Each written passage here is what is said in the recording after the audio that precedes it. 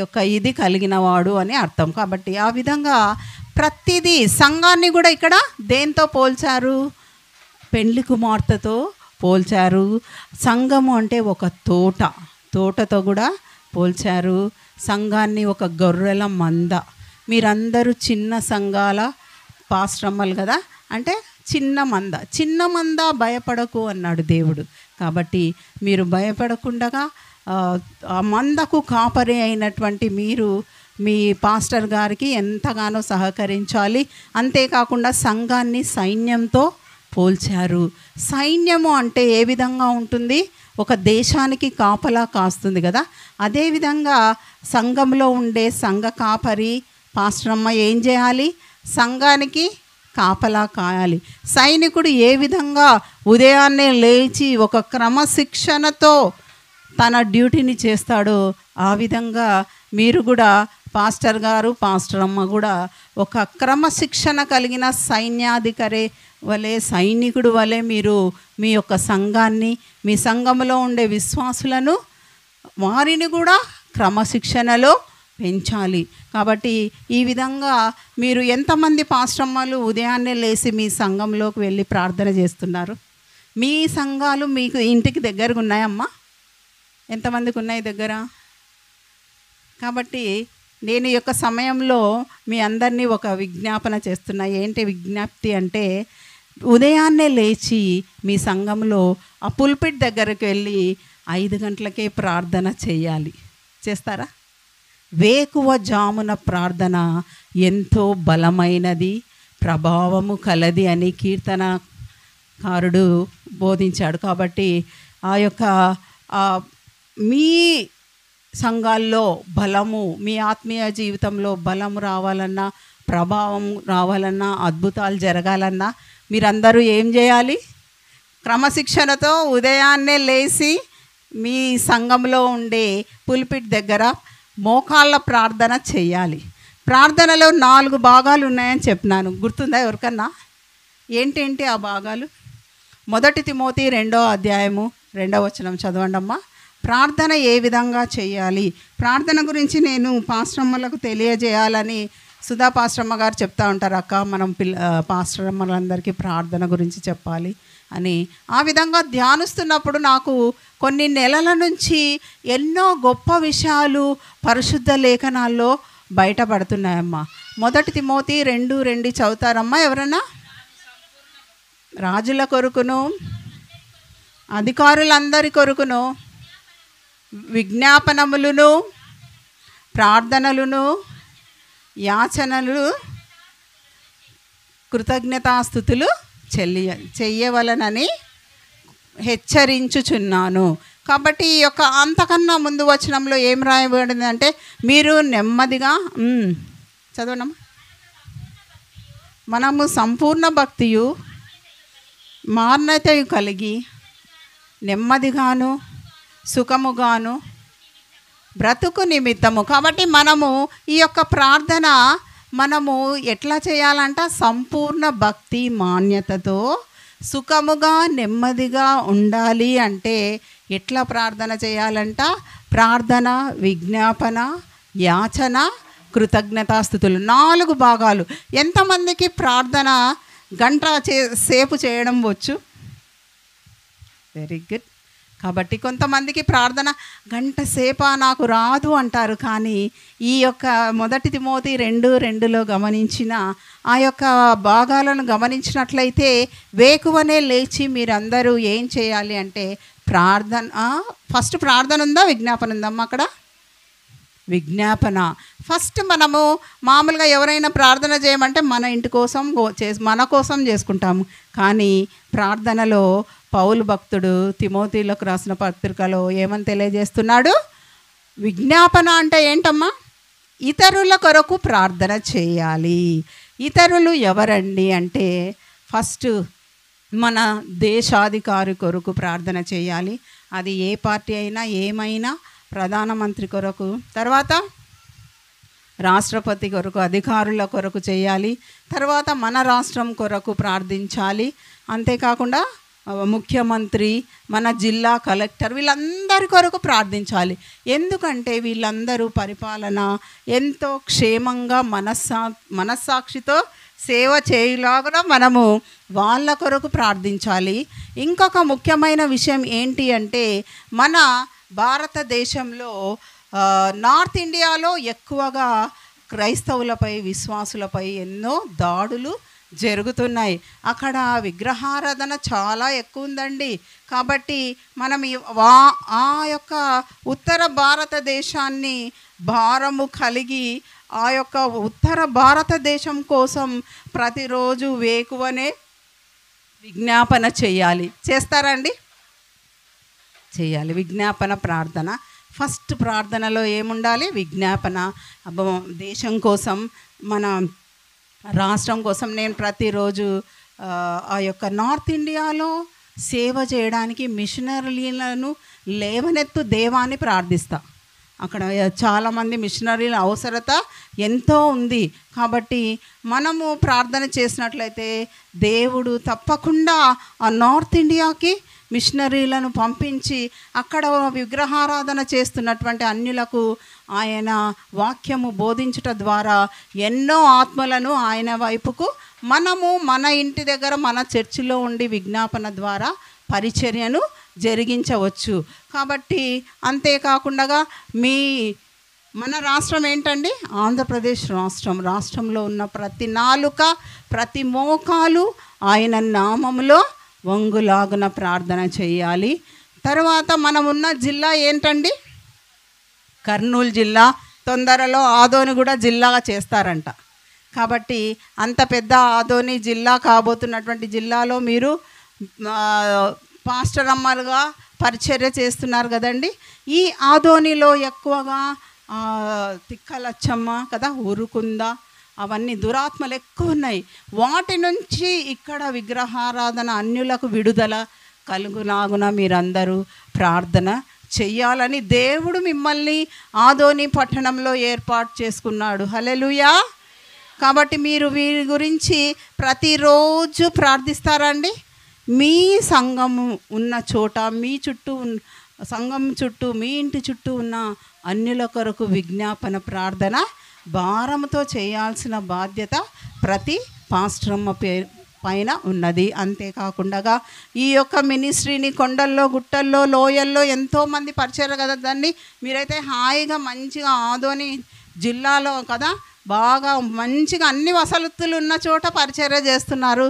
కానీ కొంతమంది దేవుని పరిచర్యకు సమర్పించుకొని అండమాన్ నికోబార్ దీవులకు వెళ్ళి, మా అక్కగారు వెళ్ళారు అక్కడ పరిచర్య చేయడానికి.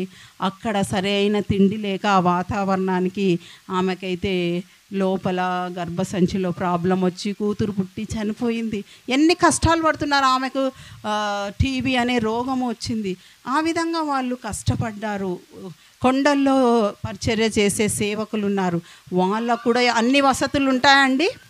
ఉండవు. కాబట్టి కష్టపడి పరిచర్య చేస్తుంటారు. కొండల్లో, గుట్టల్లో, లోయల్లో, తాండా వాళ్ళ మధ్యన, అడవులలో సేవ చేస్తుంటారు. అటువంటి వారి కొరకు మీరందరూ ఉదయాన్నే ప్రార్థించాలి. కాబట్టి విజ్ఞాపన అంటే అది. అంతేకాకుండా మీ సంఘంలో ఉండే ప్రతి ఒక్కరి సమస్య మీ సమస్యగా భావించి ప్రార్థించాలి. మీరు ఎవరు పాస్టమ్మ అంటే సంఘానికి తల్లి లాంటిది కదా. తల్లి తన పిల్లల కోసం ఏ విధంగా ప్రార్థన చేస్తుందో పాస్టమ్మ కూడా సంఘంలో ఉండే ప్రతి బిడ్డను తన బిడ్డగా భావించాలి. అర్థమైందా అండి? ఎవరికన్నా బాగాలేదంటే మీ సంఘంలో ఉన్న కుటుంబాన్ని దర్శించి ప్రార్థిస్తారా? ఎవరైనా చేస్తున్నారా అండి? దర్శించాలి, ప్రార్థించాలి. ఆ బిడ్డలకు రోగము తగ్గేంత వరకు ఆ పెద్దవాళ్ళైనా చిన్నవాళ్ళైనా ప్రార్థన చేస్తూనే ఉండాలి. పాస్టర్ 1 గంట ప్రార్థన చేస్తే పాస్టమ్మ 2 గంటలు చేయాలి. కన్నీటి ప్రార్థన చేయాలి కదా.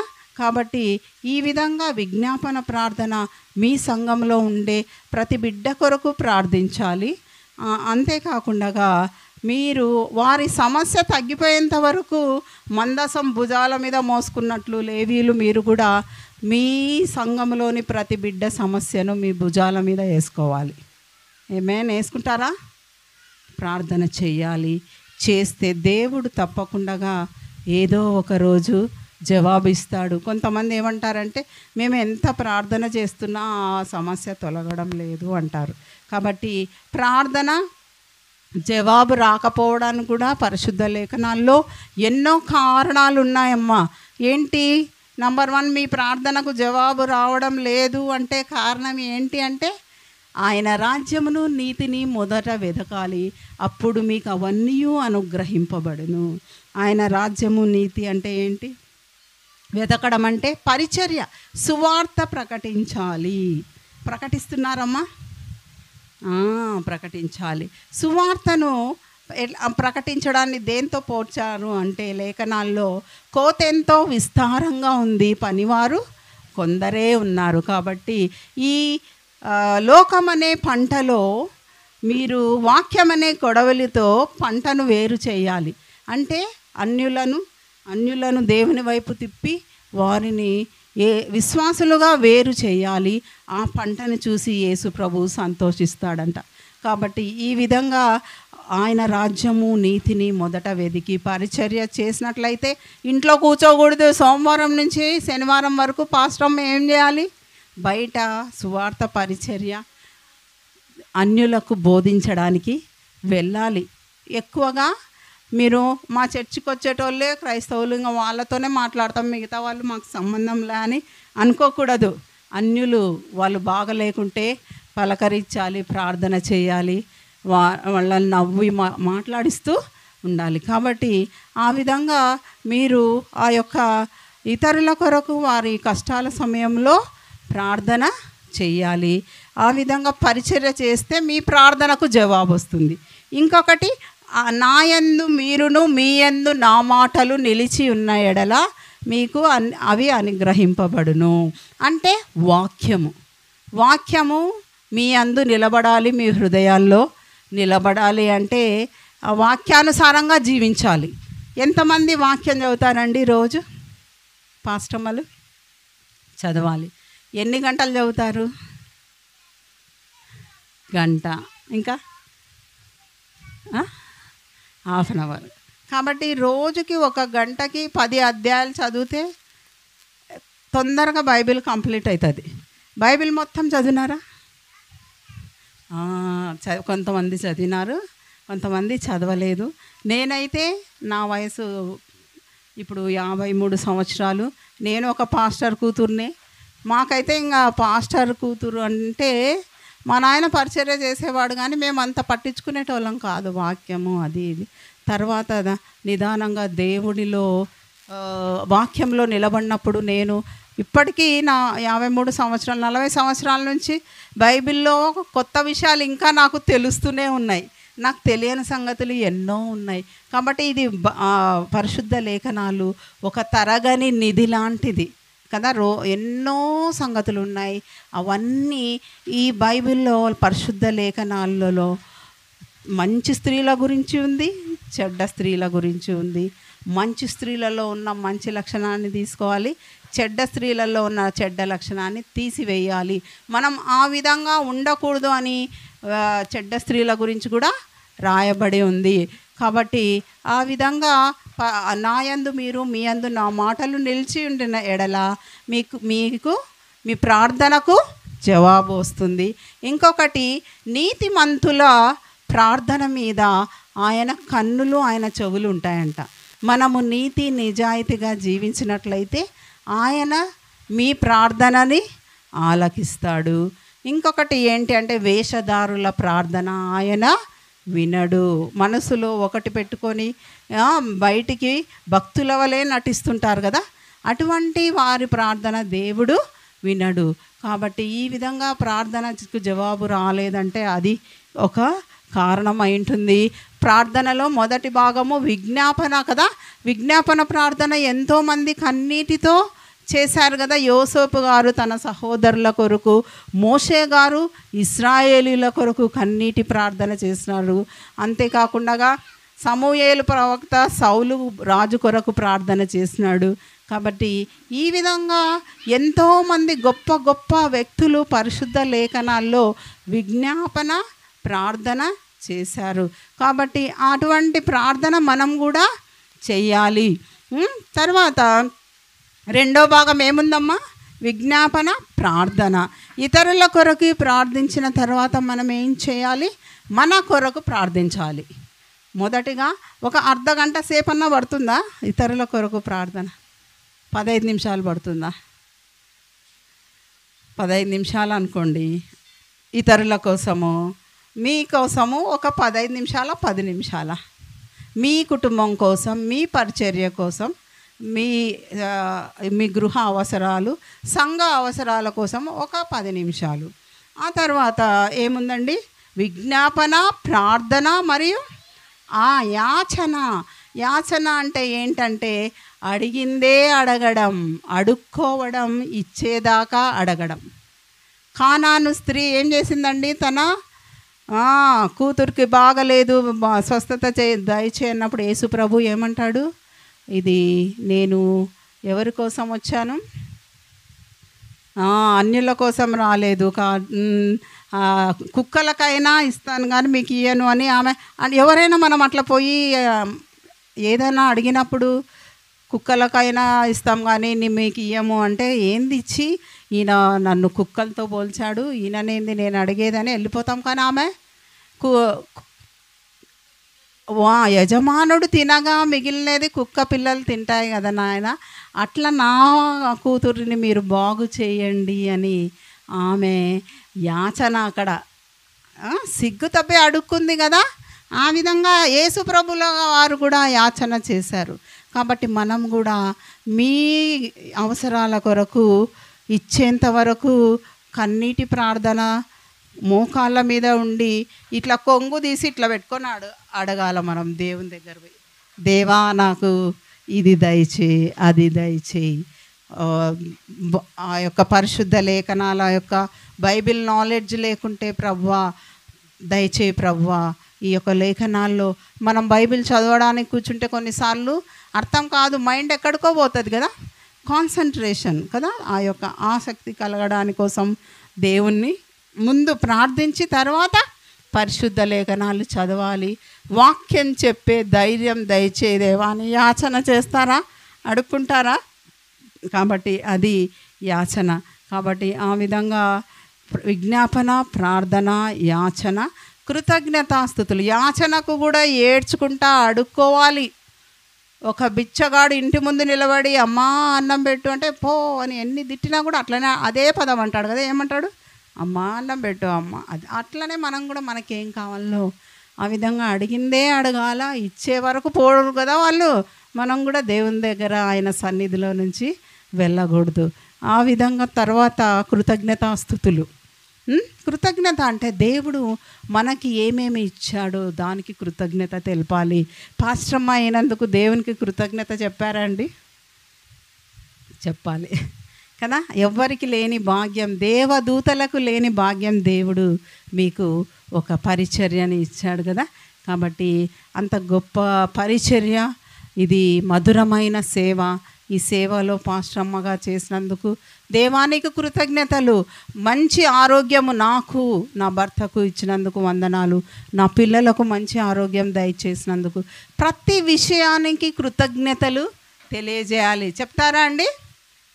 కాబట్టి ఆ విధంగా కృతజ్ఞత స్తుతులు చెల్లించాలి. సమస్యలు వచ్చినప్పుడు ఒక స్త్రీ 7 మారులు 7 పాటలు పాడుతుందంట. ఎందుకంటే దావీదు మహారాజు 7 మారులు స్తుతించి 3 మారు ప్రార్థించినాడు. కాబట్టి 7 పాటలు పాడుతుందంట ఆమె. మీకు సమస్య వచ్చినప్పుడు ఏం చేస్తారు? కృంగిపోతారా? ఏడ్చుకుంటూ కూర్చుంటారా? తిట్టుకుంటూ నిద్రపోతారా? 7 పాటలు పాడాలి. సమస్యలు వచ్చినప్పుడు ఏం చేయాలి? 7 పాటలు పాడినట్లయితే దేవుడు స్తుతించాలి. శ్రమలో స్తుతించాలి. స్తుతి నీ స్థితిని మారుస్తుంది. కాబట్టి ఆ విధంగా మీరు మీ యొక్క సమయానికి దేవుడు లెక్క అడుగుతాడు.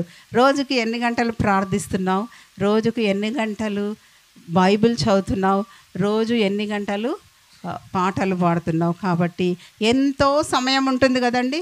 పిల్లలు స్కూల్కి వెళ్ళిపోయిన తర్వాత టైం ఉంటుందా ఉండదా? కాబట్టి ఆ యొక్క సమయాన్ని వృధా చేయకుండా, సోమరిపోతు వల్లే పడుకోకుండా మనం ఏం చేయాలి? ప్రార్థించాలి, స్తుతించాలి. కాబట్టి వాక్యాన్ని ధ్యానించాలి.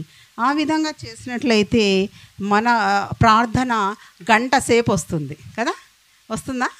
గంట అంతకన్నా ఎక్కువ వస్తుంది. కాబట్టి ప్రతిదీ మీరు ప్రార్థన చేసినప్పుడు దేవుడు మాకు ఇచ్చాడు అని ప్రార్థించండి. పొందినాము. కాబట్టి నేను కూడా ప్రతిదీ ఏది అవసరమో అది అవసరం దేవా అనను, అది ఇచ్చినందుకు వందనాలు దేవా అనేస్తాను. దేవుడు తప్పకుండా ఇస్తాడు. నా జీవితాలు, నేను పాస్టర్ కూర్చుని, పాస్టర్ యొక్క బాధలు కష్టాలు మాకు తెలుసు. మేము కూడా ఎన్నో కష్టాలు పడి ఇప్పుడు బాగా ఉన్నాం దేవుని దయ వల్ల. నేను 20 సంవత్సరాల నుంచి ప్రార్థన చేసి దేవాన్ని పరిచర్యలో వాడుకో అంటే 20 సంవత్సరాల తర్వాత నా ప్రార్థనకు జవాబు వచ్చింది. ఒక్క రోజులో, ఒక్క గంటలో జవాబు రాదండి. ప్రార్థనకు ఓపికతో మనము ప్రార్థించాలి, నిరీక్షించాలి. మనము ప్రార్థిస్తున్నా జవాబు రాకున్నా మన ప్రార్థన అంట మనం చనిపోయిన తర్వాత కూడా పనిచేస్తుందంట కదా. కాబట్టి ఆ విధంగా మనము దేవుణ్ణి వేడుకుంటూనే ఉండాలి. ఈ విధంగా మనము ఆయన సన్నిధిలో మనం గడపాలి. ఎంతమంది ఆయన సన్నిధిలో ఎట్లా గడపాలి అంటే, విరిగి నలిగిన హృదయంతో ఆయన సన్నిధిలో మనము గడపాలి. ఆయన సన్నిధిలో మన శరీరాన్ని వాక్యం అనే ఉదకముతో స్నానము చేయబడి కదా, మంచి హృదయము మంచి శరీరంతో మనము ప్రార్థన చేయాలి. మనసులో ఏదో పెట్టుకొని వేరే వాళ్ళు చూస్తున్నారని ప్రార్థన చేయకూడదు, గట్టిగా చేయకూడదు, రహస్యంగా చేయాలని ఉంది కదా మత్తయి 6లో. కాబట్టి ఆ విధంగా రహస్యంగా మనము మన ప్రార్థన ఆయన సన్నిధిలో చేయాలి. ఈ యొక్క సమయంలో ఆయన సన్నిధిలో మనము ప్రార్థన చేసేటప్పుడు మోషే గారు ఏం చేశారండి? ఆయన సన్నిధిని వెతకడానికి ఎక్కడికి ఎక్కారు? కొండ మీదకి ఎక్కినప్పుడు ఆయన సన్నిధిలో ఎన్ని రోజులు ఆయన ఉపవాస ప్రార్థన చేశారు? 40 రోజులు 40 రాత్రులు. ఆ తర్వాత ఏం చూశాడండి మోషే గారు ఏం చూశారండి? ఆయన స్వరం విన్నాడు, ఆయన ముఖాన్ని చూశారు కదా, ముఖ దర్శనం కలిగింది. ఆయన వెలుగు మోషే మీద పడింది, ఆయన మహిమను చూశాడు, ఆయన ప్రత్యక్షతను చూశాడు.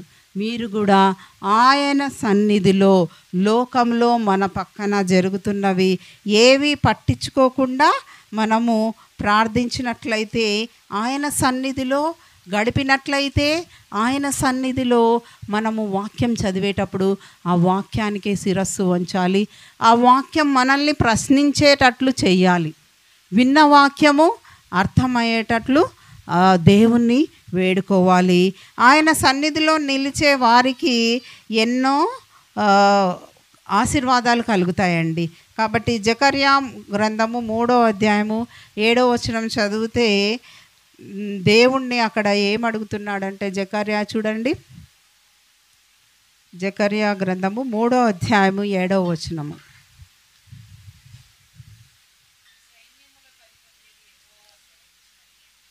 సైన్యములకు అధిపతియగు యెహోవా సెలవిచ్చినది ఏమనగా,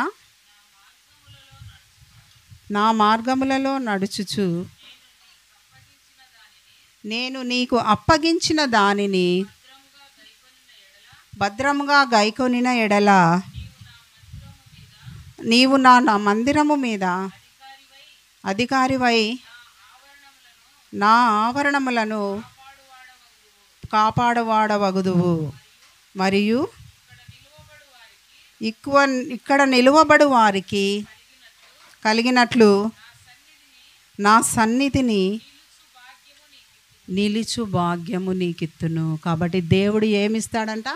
ఆయన సన్నిధిలో నిలిచే భాగ్యం ఇస్తాడంట. కాబట్టి ఆయన సన్నిధిలో నిలిచే భాగ్యం ఇయ్యమని మనం వేడుకోవాలి జకర్యావలే. అంతేకాకుండా 2వ సమూయేలు 7వ అధ్యాయం 29వ వచనం గమనించినట్లయితే, ఆయన సన్నిధిలో మీరొక్కరే కాకుండా ఇంకా ఎవరెవరు ఉండాలో అక్కడ వ్రాయబడి ఉన్నదండి. 2వ సమూయేలు గ్రంథము 7వ అధ్యాయము 29వ వచనము.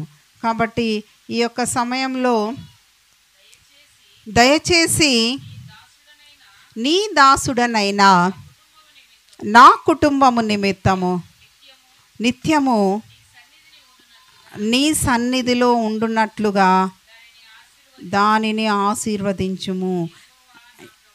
యెహోవా నా ప్రభువా, నీవు సెలవిచ్చి ఉన్నావు, నీ ఆశీర్వాదము నొంది నా కుటుంబము నిత్యము ఆశీర్వదింపబడునుగాక.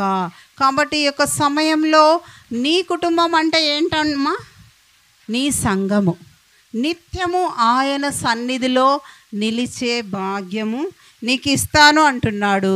నిత్యము ఆయన సన్నిధిలోకి మీరొక్కటే కాకుండా మీ చుట్టుపక్కల మీ సంఘస్థులు ఎవరైనా ఊరికే ఇంటి దగ్గర ఉంటే వాళ్ళు కూడా ఆయన సన్నిధిలో నిలిచే భాగ్యం దేవుడు ఇస్తా అంటున్నాడు. కాబట్టి కుటుంబం అంటే ఎవరండి? ఇక్కడ సంఘము. సంఘంలో ఉన్న వాళ్ళందరూ ఆయన సన్నిధిలో నిలవాలి. మీరే ఆ యొక్క సమయాన్ని ఆ యొక్క పనిని పూనుకోవాలి. అందరినీ పిలుచుకొని ఆయన సన్నిధిలో మీరు నిత్యము నిలుచులాగున ప్రార్థించాలి. ఆయన సన్నిధిలో ఉంటే ఇంకా ఏమేమి లాభాలు కలుగుతాయంటే యెషయా 23:18 ఆయనతో ప్రార్థన ద్వారా, ఆయనతో వాక్యము ద్వారా, ఆయనతో స్తుతులు చెల్లించడం ద్వారా మనము ఆయన సన్నిధిలో విరిగి నలిగిన యథార్థమైన హృదయంతో ఉదకముతో రక్తంతో శుభ్రపరిచిన శరీరంతో ఆయన సన్నిధికి వాక్యం వింటూ, వాక్యానికి లోబడుతూ, విశ్వాసం విషయంలో సంపూర్ణ నిశ్చయత కలిగి కృతజ్ఞతాస్తుతులు చెల్లిస్తూ ఆయన సన్నిధికి రావాలి.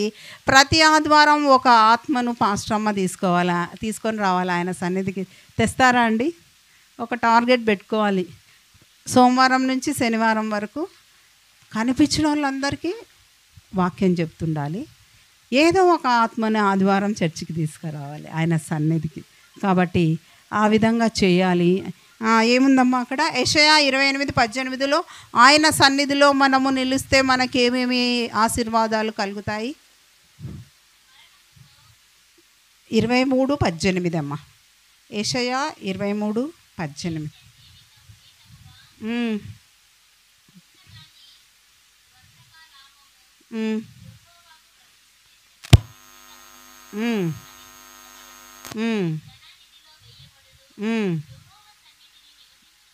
యెహోవా సన్నిధిని నివసించు వారికి సంతుష్టి ఇచ్చు భోజనమునకును ప్రశస్త వస్త్రములకును ఆ పట్టణపు లాభము ఆధారముగా ఉండును. కాబట్టి ఆయన సన్నిధిలో ఉంటే ఏమొస్తాయంట? చెప్పండి అమ్మా. సంతుష్టి ఇచ్చు భోజనము అంటే శారీరక ఆహారము. మనకు తినే అన్నానికి దేవుడు ఏమి కొదవ చేయడంట ఆయన సన్నిధిలో మనము గడిపినట్లయితే. అంతేకాకుండా ప్రశస్త వస్త్రాలు అంటే మన శారీరక వస్త్రాలు ఇస్తాడు. అంతేకాకుండా ఆత్మీయ ఆహారము, శారీరక ఆహారము, శారీరక వస్త్రాలు. ఆత్మీయ ఆహారం అంటే ఏంటమ్మా? వాక్యం ఇస్తాడు ఆయన సన్నిధిలో మనము గడిపినట్లయితే. వాక్యాన్ని మన హృదయాల్లో పదిలపరుస్తాడు. వాక్యము అర్థమయ్యేటట్లు చేస్తాడు దేవుడు. అంతేకాకుండా ఆయన సన్నిధిలో నిలిస్తే మనకేమన్నారు? సంతుష్టి ఇచ్చు భోజనం, ప్రశస్త వస్త్రాలు అంటే ఏంటంటే ఏదేను తోటలో అప్పుడు ఆదాము హవ్వలు వాళ్ళు కదా ఏం ధరించుకున్నారండి? వస్త్రాలు లేకుండా అక్కడ వస్త్రాలు పోగొట్టుకున్నారు వాళ్ళు. అక్కడ ఆకులు కదా. కాబట్టి అక్కడ పోగొట్టుకున్నటువంటి ఆ యొక్క వస్త్రాలను దేవుడు తిరిగి మనకు ఆయన సన్నిధిలో గడిపితే రక్షణ వస్త్రం ఇస్తా అంటున్నాడు. ఆత్మీయ వస్త్రాలు, నీతి వస్త్రం, పరిశుద్ధమైన వస్త్రం, మహిమ వస్త్రం, సంతోష వస్త్రం, న్యాయ వస్త్రం ఆయన మనకు దయచేస్తాడు. అంతేకాకుండా నిర్గమ 34:10 గమనించినట్లయితే ఆయన సన్నిధిలో మనము మన యొక్క సమయాన్ని గడిపినట్లయితే దేవుడు మనకు ఏమి దయచేస్తాడో చూడండి అమ్మా. అందుకు ఆయన, ఇదిగో నేను ఒక నిబంధన. 2 రకాలండి: మండే పరిచర్య, మసకబారిన పరిచర్య. మండే పరిచర్య అంటే ఏంటండి? దేవుని కొరకు మనము మండుతూ ఉండాలి. ఆ పరిచర్యలో ఎప్పుడు మనము ఎంతో బలహీనంగా నిస్సత్తువగా ఉండకూడదు. కాబట్టి మండే అంటే మనము ఎట్లా అంటే ఎప్పుడు హుషారుగా ఉంటూ దేవుని బలం పొందుకొని ఆ పరిచర్యలో ఎన్ని కష్టాలు వచ్చినా కూడా మనము ముందుకు కొనసాగాలి. ఆ యొక్క మండే పరిచర్య జరిగిస్తే దేవుడు ధృవతారలాగా నిన్ను మీ పరిచర్య జరిగించే స్థలంలో దేవుడు నిన్ను వెలిగిస్తాడు. కాబట్టి ఈ యొక్క పరిచర్య ఒక ధృవతార లాంటి పరిచర్య చేయాలి. శక్తికి మించిన పరిచర్య చేయాలి. ఫైర్ మినిస్ట్రీ అంటారు. ఏమంటారు ఈ మండే పరిచర్యని? Fire ministry.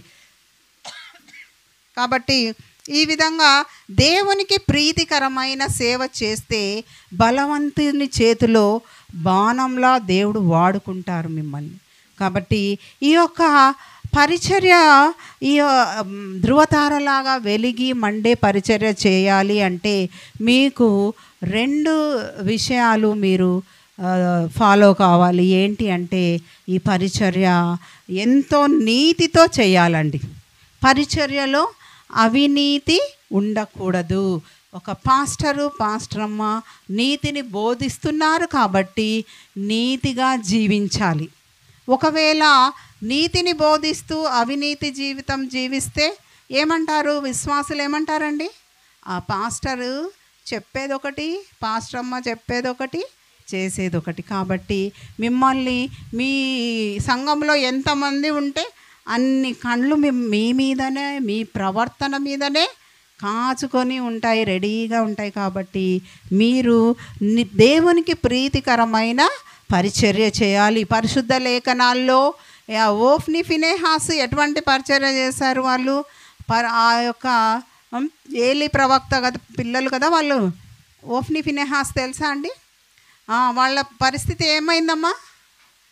వాళ్ళు అపవిత్రమైన జీవితాన్ని పరిశుద్ధ ఆలయంలో జీవించినందుకు దేవుడు వాళ్ళను కాల్చి బూడిద చేసినాడు.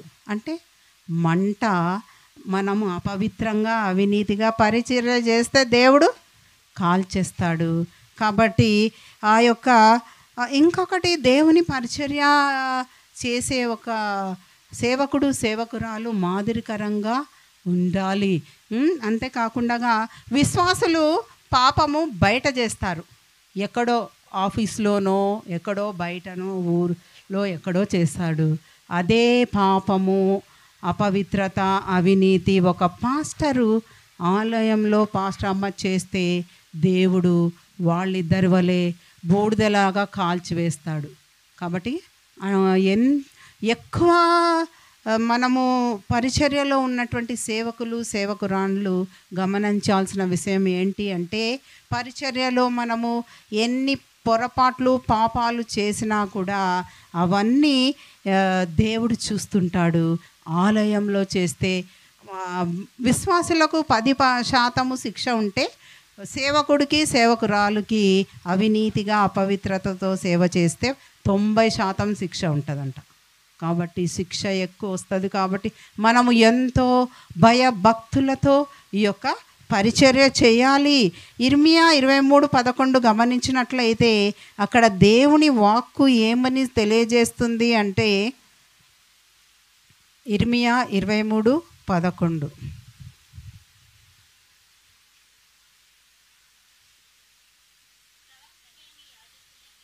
ప్రవక్త లేని యాజకులేమి అందరూ అపవిత్రులు, నా మందిరంలో వారి చెనుతడం నాకు కనపడెను. ఇదే యెహోవా వాక్కు. కాబట్టి మీరేమనుకుంటారు? ఎవరు చూస్తున్నారులే, ఎవరు చూడడం లేదు అనుకుంటున్నారు, కానీ దేవుడు చూస్తుంటాడు. కాబట్టి ఈ యొక్క పాపాలు అనేవి విశ్వాసులే ఒక్కరు చేస్తారులే, మావి చూడరులే అని అనుకుంటే, కానీ దేవుడు ఏమంటున్నాడు? యాజకులు ప్రవక్తలు చేసేటువంటి ఆ యొక్క చెడుతనాన్ని దేవుడు చూశాడు. అంతేకాకుండా మనము ఈ ఓఫ్ని ఫినెహాసు వల్లే కాకుండా బబులోనులో దానియేలు ఎంత పవిత్రంగా ఉన్నాడండి కదా. అట్లనే ఇంకా ఎవరు, ఐగుప్తులో యోసేపు కూడా కదా, ఎంత పవిత్రంగా. మన చుట్టూ అన్యజనులు, పాపులు ఎంత ఏమి చేసినా మనము ఈ దానియేలును మరియు ఈ యొక్క రూతును వీళ్ళందరినీ మనము జ్ఞాపకం చేసుకొని ఒక మంచి అబీగయిలును ఇటువంటి వారిని మనము ఒక రోల్ మోడల్గా, ఒక మాదిరికరమైన జీవితాన్ని జీవించాలి. కాబట్టి ఈ విధంగా ఈ ధృవతార లాంటి ఆ యొక్క పరిచర్యను మనం చేయాలి. అంతేకాకుండా దేవుడు మనిషిని దేంతో చేశాడమ్మా? మట్టితో. ఆ మట్టి అనేది ఏమన్నా విలువైనదే కాదు. కానీ అటువంటి మట్టితో చేసిన మనిషికి దేవుడు జ్ఞానముతో నింపి ఒక అపర మేధావిగా చేశాడు కదండి. జ్ఞానము, ఇప్పుడు మనము చంద్రమండలానికి వెళ్తున్నాము కదా, ఎన్నో జ్ఞానాలు, ఆర్టిఫిషియల్ ఇంటెలిజెన్స్ అంట. రాబోయే రోజులలో టెక్నాలజీ పెరుగుతుంది, మనము ఎక్కువగా కూడా మోసపోతాము. కానీ ఆ జ్ఞానవంతుడైన వ్యక్తిని దేవుడు బంగారు వెండితో చేశాడండి? కాదు. కాబట్టి మట్టితో చేశాడు. మీరు అనుకోవచ్చు, నాకేం చదువు రాదు, నాకేమి రాదు. కానీ దేవుడు పెంట కుప్పలలో నుండి దరిద్రులను పైకి లేవనెత్తే దేవుడు.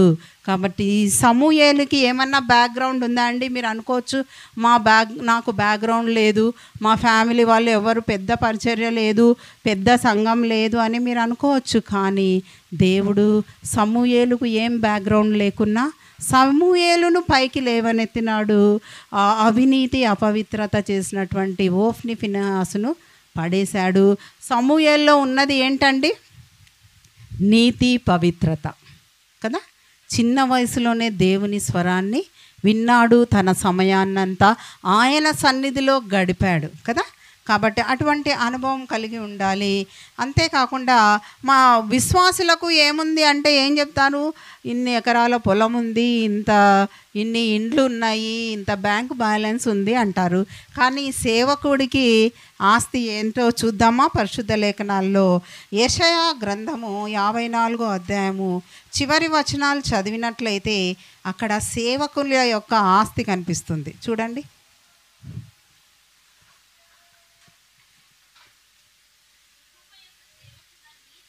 యెహోవా యొక్క సేవకుల నీతి నా వలన కలుగుచున్నది, అది వారి స్వాస్థ్యము. కాబట్టి ఇదే యెహోవా వాక్కు. సేవకుల యొక్క, సేవకురాళ్ళ యొక్క ఆస్తి ఏంది? నీతి. మీ ఆస్తి ఏందమ్మా? నీతి. ఇల్లు కాదు, ఏంటి, పొలాలు కాదు. కాబట్టి బంగారు నగలు కావాలని పాస్టర్ని సతాయించినారా? ఫలానామకు అది ఉంది, ఇది ఉంది, నాకు కావాలా? మీరు అవన్నీ ఏమి దిగులు పడొద్దండమ్మా. మీకు ఈ లోకంలో ఉన్నప్పుడు పరిచర్య బాగా చేస్తే బంగారు మీ కాళ్ళ కిందకి వస్తుంది, బంగారు వీధులలో ఉంటారు మీరు కదా. కాబట్టి ఈ విధంగా స్త్రీకి కూడా బంగారు ఆభరణాలు ఏంటి అంటే పరిశుద్ధ లేఖనాల్లో రక్షణ అనే ఆభరణము లూదియా సమరయ స్త్రీ కలిగి ఉన్నారు కదా. రక్షణ అనేది 7 వారాల నగలులాగా 9 రోజుల నగలు ఉన్నాయి పరిశుద్ధ లేఖనాల్లో. ఒకటి రక్షణ అనే ఆభరణము. అది ఎవరు కలిగి ఉన్నారు? లూదియా సమరయ స్త్రీ. మొట్టమొదటి సువార్తను ప్రకటించిన స్త్రీ ఎవరమ్మా? సమరయ స్త్రీ కదా. కాబట్టి ఆ విధంగా మీరు కూడా ఆమె మెస్సియాను తెలుసుకోగానే మొదటగా పరిగెత్తి ఆ ఊరిలో వాళ్ళందరికీ కదా సువార్తను బోధించింది. కాబట్టి రక్షణ అనే ఆభరణం కలిగి ఉండాలి. రెండవ ఆభరణం అణకువ. అణిగి మణిగి ఉన్నారండి పాస్టర్ గారికి మీరు? ఎస్తేర్ రాణి ఎవరికి అణకువ కలిగి ఉంది? మొర్దెకై వాళ్ళ బాబాయ్ కదా. కాబట్టి ఆ విధంగా ఆమె అణకువతో ఏమైంది? మహారాణి అయ్యింది కదా. కాబట్టి అణకువ అనే ఆభరణం కలిగి ఉండాలి. రూతు కూడా అదే అణకువ కలిగి వాళ్ళ అత్త మాట విన్నందుకు ఆమె ఏమైంది కదా, బోయేజు రాజుకి భార్య అయ్యింది. కాబట్టి ఈ యొక్క సమయంలో రూతుని మనం తీసుకున్నట్లయితే ఎగ్జాంపుల్, ఒక విధవరాలు, విదేశీయురాలు బోయేజు రాజుకు భార్య అయింది. మీ సంఘం కూడా ఒక దిక్కులేని సంఘమేమో, ఒక ఏమి ఆర్థికంగా బలంగా లేని సంఘమేమో, పేద సంఘమేమో, భవిష్యత్తులో మీ సంఘమే పెండ్లి కుమార్తె కావచ్చు కదా. పరిశుద్ధ లేఖనాల్లో యెరూషలేము దేవాలయము ఎంతో సుందరంగా కట్టారు, కానీ దాన్ని దేవుడు ఏమన్నాడు? దొంగల గుహ అన్నాడు. ఏమీ లేని ఆ అరణ్యంలో యాకోబు పడుకొని తల కింద రాయి పెట్టుకొని కల కన్నప్పుడు ఆయనకు ఆ రాయిని ఆయన అక్కడ ప్రతిష్ఠించి నూనెతో అభిషేకం చేసినారు. దాన్ని దేవాలయం అన్నారు. అక్కడ ఏం చూశాడండి ఆయన? నిచ్చెన కదా. ఆకాశానికి భూమికి నిచ్చెన. ఆ నిచ్చెన అనుభవం ద్వారా మనం ఏం నేర్చుకోవాలి అంటే, ఏం కనిపించింది అతని కలలో? దేవదూతలు పైకి ఎక్కుచు దిగుచు. ఇక్కడ పాస్టరమ్మ పైకి ఎక్కే గుంపులో ఉండాలి అంటే ప్రార్థనను పైకి తీసుకెళ్ళాలి. మీరు ప్రతిరోజు పైకి ప్రార్థనలను తీసుకొని వెళ్ళాలి. దిగే గుంపుగా ఉండాలి అంటే దేవుని యొక్క ఉపదేశాన్ని, వాక్యాన్ని దేవుని దగ్గర నుంచి తీసుకొని రావాలి. ప్రతిరోజు అభిషేకాన్ని తీసుకొని రావాలి. పాస్టర్ గారు, పాస్టరమ్మ ఇంకా ఆశీర్వాదాలను పైనుంచి తీసుకొని రావాలి. అటువంటి 2 గుంపుల అనుభవము ఆ యొక్క నిచ్చెన ద్వారా మీరు కలిగి ఉండాలి. మీ సంఘంలో కూడా విశ్వాసులు పైకి ఎక్కే గుంపు అంటే ప్రార్థించే గుంపు, పైకి దిగే గుంపు అంటే వాక్యం బోధించే 2 గుంపులను మీరు తయారు చేయాలి. మీ సంఘాల్లో ప్రార్థనా సహవాసాన్ని ఎంతమంది చేస్తున్నారమ్మా, కూడుకుంటున్నారు? ఉన్నారా? స్త్రీలతో ప్రార్థనా సహవాస గుంపులను మీరు స్టార్ట్ చేయాలి. బళ్ళారిలో వాక్యం చెప్పడానికి నేను వెళ్ళినప్పుడు అక్కడ ఒక ఎగ్జాంపుల్ చెప్పినాను, దేవుడే చెప్పించాడు. ఏంటి అంటే, ప్రపంచంలోనే నంబర్ 1 చర్చి ఏంటంటే పాల్ యాంగిచౌ చర్చి కదా. ఆయనను ఇంటర్వ్యూలో ఒక క్వశ్చన్ అడిగినారంట. ఏమని? పాస్టర్ గారు, ప్రపంచంలోనే నంబర్ 1 చర్చి కదండి మీ సంఘము, ఇంత గొప్పగా ఆశీర్వదింపబడడానికి కారణం ఏంటో చెప్తారా మా ప్రేక్షకులకు అని ఆ న్యూస్ పేపర్ వాళ్ళు, టీవీ వాళ్ళు ఇంటర్వ్యూ చేసినప్పుడు ఆయన చెప్పిన సమాధానం ఏంటంటే, మా సంఘంలో ప్రార్థించే స్త్రీలు అన్నాడు ఆయన. ప్రార్థించే స్త్రీలు ఉన్నారు, వారి ప్రార్థన వల్లనే మా సంఘము ప్రపంచంలోనే నంబర్ 1 అయింది. హల్లెలూయా. కాబట్టి మీ సంఘము ప్రపంచంలో నంబర్ 1 కావాలంటే మీ సంఘంలో ప్రార్థించే స్త్రీల గుంపుని తయారు చేస్తారా అండి? చెయ్యాలి. సాయంత్రం పూట రోజు 1 గంట వాళ్ళను అందరినీ, 1-2 వచ్చిన చాలు, ప్రార్థన వాళ్ళ సమస్యల కొరకు, చర్చి సంఘం యొక్క అభివృద్ధి కొరకు ప్రార్థన చేసినట్లయితే మీ సంఘం కూడా అభివృద్ధి చెందుతుంది. ఆ బళ్ళారిలో ఇట్లా పాస్టమ్మ వాళ్ళకి చెప్పింటే, ఒక పాస్టమ్మ పోయి వెంటనే 7 ప్రార్థనా సహవాసాలని ఆమె వాళ్ళ సంఘంలో తయారు చేసిందంట. ఫస్ట్ 3 గ్రూపులు, తర్వాత 7 మంది ప్రార్థనా సహవాసాలు రోజు సంఘం కొరకు, వారి ఊరి కొరకు ప్రార్థన చేస్తారంట. మీరు మీ సంఘంలో స్త్రీలను పెట్టుకొని ప్రార్థనా సహవాసాలు మొదలు పెడతారండి? పెట్టాలి. పైకి ఎక్కే గుంపును తయారు చేయాలి. మీ సంఘంలో కిందికి దిగే గుంపు అంటే వాక్యం బోధించే గుంపు. ఎప్పుడు మీరే కాకుండా సంఘంలో ఉండే వాళ్ళకు కూడా ప్రార్థన చెప్పే అవకాశాన్ని కలిగించండి. కాబట్టి ఆ విధంగా ఈ యొక్క నిచ్చెన అనుభవము సేవకుడు, సేవకురాలు కలిగి ఉండాలి. అంతేకాకుండా సంఘంలో విశ్వాసులు కూడా నిచ్చెన అనే అనుభవమును కలిగి ఉండాలి. ఉంటారా అండి? అనుకువ అంటే ఆభరణం కలిగిన స్త్రీలు ఎవరు? ఎస్తేరు రాణి, రూతు. స్వస్థబుద్ధి కలిగిన స్త్రీ అబీగయిలు. శుద్ధ హృదయము, అబీగయిలు అంటే అర్థం ఏంటి? శుద్ధ హృదయము. ఇంకొక ఆభరణము డోర్కా సత్క్రియలు అనే ఆభరణాన్ని ధరించిందండి. డోర్కా ఏం చేసిందండి? ఆమె సత్క్రియలు అనేటువంటి ఆభరణాన్ని మనం కూడా మంచి క్రియలు జరిగిస్తూ ఆ యొక్క ఆభరణాన్ని ధరించుకోవాలి.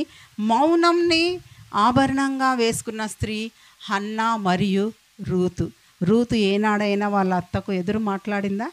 లేదు కదా. మౌనంగా ఉండేది ప్రతి విషయంలో.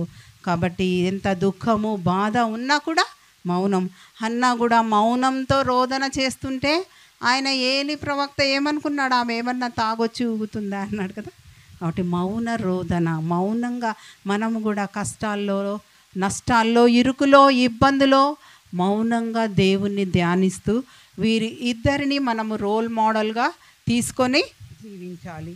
అంతేకాకుండా విశ్వాసం అనే ఆభరణము.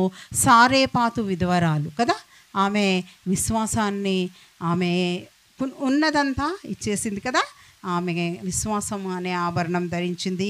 అబీగయలు ప్రేమ అనే ఆభరణము. కాబట్టి ఆ సంఘములో సేవకునికి వచ్చే ఆ యొక్క కష్టాల్లో అబీగయలు ఏం చేసింది? భర్తకు కలిగిన ఆ యొక్క నష్టాన్ని దావీదు కాళ్ళ మీద పడి కదా ఒక చావు నుంచి తప్పించింది కదా. ఆ విధంగా మీరు కూడా పాస్టర్ గారిని కష్టాల్లో నష్టాల్లో మీరు తప్పించేవారిగా అబీగయల్లో లాంటి ప్రేమ గుణము కలిగి ఉండాలి. పరిశుద్ధత, ఎఫ్తా కుమార్తె వలె పరిశుద్ధత కలిగి ఉండాలి. లోబడుట అనే ఆభరణము. శారా వలె లోబడింది కదా అబ్రహాముకు. ఆ విధంగా మీరు పాస్టర్ గారికి లోబడి జీవించాలి. చీరల కోసం, నగల కోసం సతాయించకూడదు కదా. మీరు ప్రార్థన, విజ్ఞాపన కదా, యాచన, కృతజ్ఞతాస్తుతులు చెల్లిస్తూ సాధువైన మృదువైన అక్షయ అలంకారము రూతు వలె మీరు కూడా గుణము కదా, సాధువైన మృదువైన గుణమును అక్షయ అలంకారము కలిగి మీరందరూ జీవించాలని వేడుకొంచున్నాను. అంతేకాకుండా ఈ యొక్క సమయంలో బిల్లీ అబ్రహాం గారు ప్రపంచంలోనే ప్రఖ్యాతిగాంచినటువంటి సేవకుడు. ఆయనను కూడా ఇంటర్వ్యూ చేసినప్పుడు ఆయన ఏం చెప్పాడంట? పరిచర్యకు ముందు ఆయన 3 నిర్ణయాలు తీసుకున్నాడంట. నంబర్ 1 ఏమని నిర్ణయము అంటే, నా భార్యతో తప్ప ఏ పరస్త్రీతో ఒంటరిగా మాట్లాడను అనే నిర్ణయం అంట. ఎందుకంటే ఈ యొక్క రోజులు చాలా చెడ్డవి. అపవాది ఏం చేస్తుంది? పాస్టర్ అమ్మ మీద వేరే వాళ్ళను పంపిస్తుంది, పరస్త్రీలను, పరపురుషులను పంపించి పరిచర్యను నాశనం చేపిస్తుంది. కాబట్టి అటువంటి నిర్ణయం పాస్టర్ అమ్మ తీసుకోవాలి. పరపురుషుడితో ఏకాంతంగా ఎవరు మాట్లాడకూడదు, స్త్రీతో పాస్టర్ మాట్లాడకూడదు. కాబట్టి అటువంటి నిర్ణయం తీసుకోవాలి. యజమానుడు వాడుకొనుటకు అర్హమైన పాత్ర,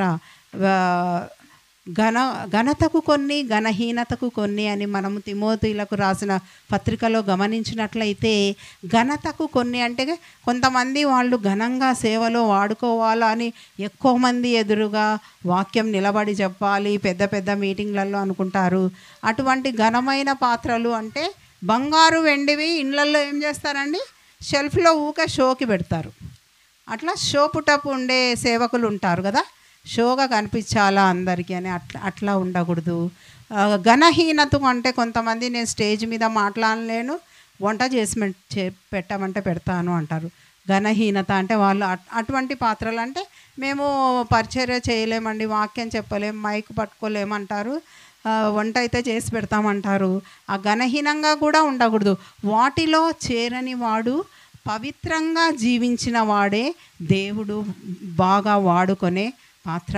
కాబట్టి ఒక సేవకుడు పవిత్రంగా ఉండాలి అంటే పరస్త్రీతో ఏకాంతంగా మాట్లాడకూడదు. ఒక సేవకురాలు పవిత్రంగా ఉండాలంటే పరపురుషుడితో ఏకాంతంగా మాట్లాడకూడదు. కొన్ని సంఘాల్లో ఈ విధంగా అక్రమ సంబంధాల వల్ల సంఘాలు పడిపోయినాయండి. కాబట్టి అటువంటి నిర్ణయాలు తీసుకొని ఆ యొక్క అమెరికా దేశంలో ఈ బిల్లీ గ్రాహాం కూడా ఇంకొక నిర్ణయం ఏం తీసుకున్నాడంటే, 2 వీలర్ మీద బైక్లో వెళ్ళినప్పుడు, కార్లో వెళ్ళినప్పుడు పరస్త్రీని నేను ఎక్కించుకొని వెళ్ళానండి, కారులో నా పక్కన కూర్చోపెట్టుకొని వెళ్ళాను అని నిర్ణయం తీసుకున్నాడంట. ఎంత మంచి నిర్ణయం కదండి. కాబట్టి ఇంకొక నిర్ణయము, పరస్త్రీతో కూడా నేను ఏకాంతంగా భోజనం చేయను అని. ఈ 3 నిర్ణయాలు తీసుకోవడం వల్ల దేవుడు అతన్ని ఒక గొప్ప సేవకుడుగా అమెరికా దేశంలో 21 కోట్ల మందిని ఆయన ఆత్మలను దేవుని వైపు తిప్పాడు. మీరు ఎన్ని ఆత్మలని తిప్పారండి? ఎంతమందిని వాక్యం బోధించి రక్షణలోకి నడిపించారు? పాస్టమ్మ గారు ఎంతమందినమ్మా?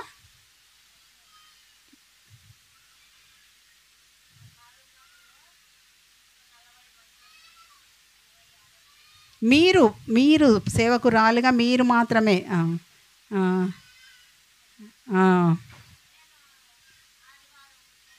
ఎంతమంది అమ్మా? ఎన్ని ఆత్మలు?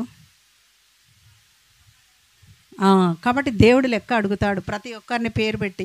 మీరు ఎన్ని ఆత్మలు రక్షణలోకి తీసుకొచ్చారు?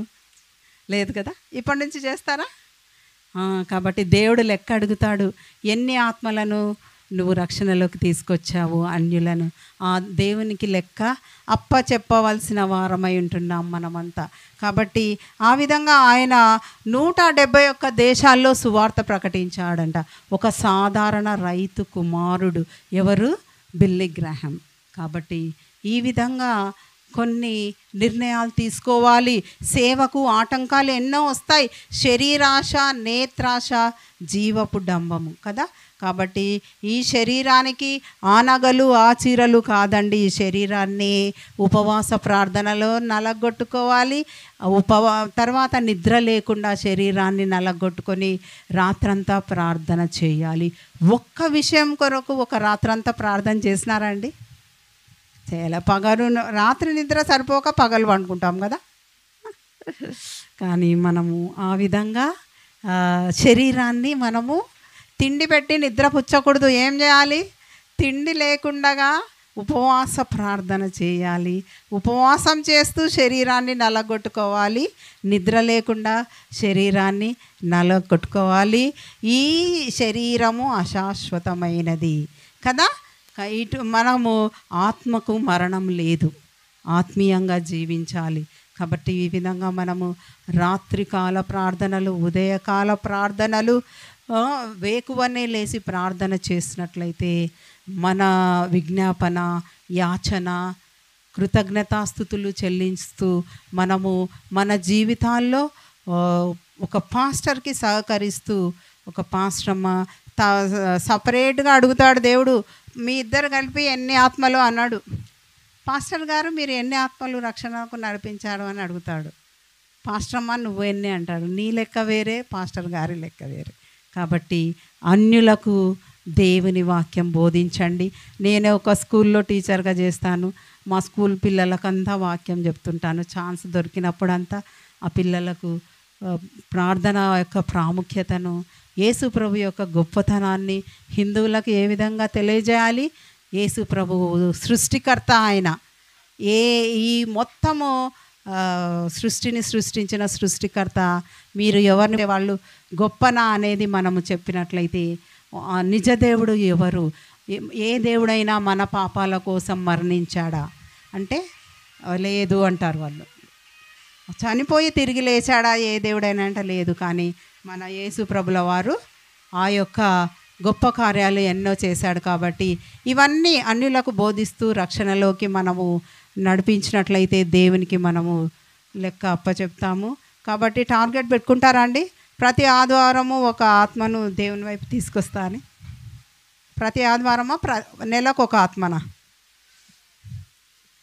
ప్రతి ఆదివారం. కాబట్టి బంగారు కోసము, చీరల కోసము సతాయించకండి పాస్టర్ గారిని. పరిచర్యలో ప్రార్థన ద్వారా సహకరించండి. పాస్టర్ గారు గంట ప్రార్థన చేస్తే పాస్టమ్మ 2 గంటలు ప్రార్థన చేయాలి. కాబట్టి ఆ విధంగా భారముతో మీరు సేవ చేసినట్లయితే పరలోక రాజ్యంలో ఎన్నో అన్యులను ఆయన వైపు తిప్పితే మీకు కిరీటం వస్తుంది కదా. కిరీటంలో రాళ్ళు వస్తాయంట మనకు. కాబట్టి అటువంటి భారమైన పరిచర్య చేయాల్సిన బాధ్యత ప్రతి పాస్టమ్మ పైన ఉన్నది.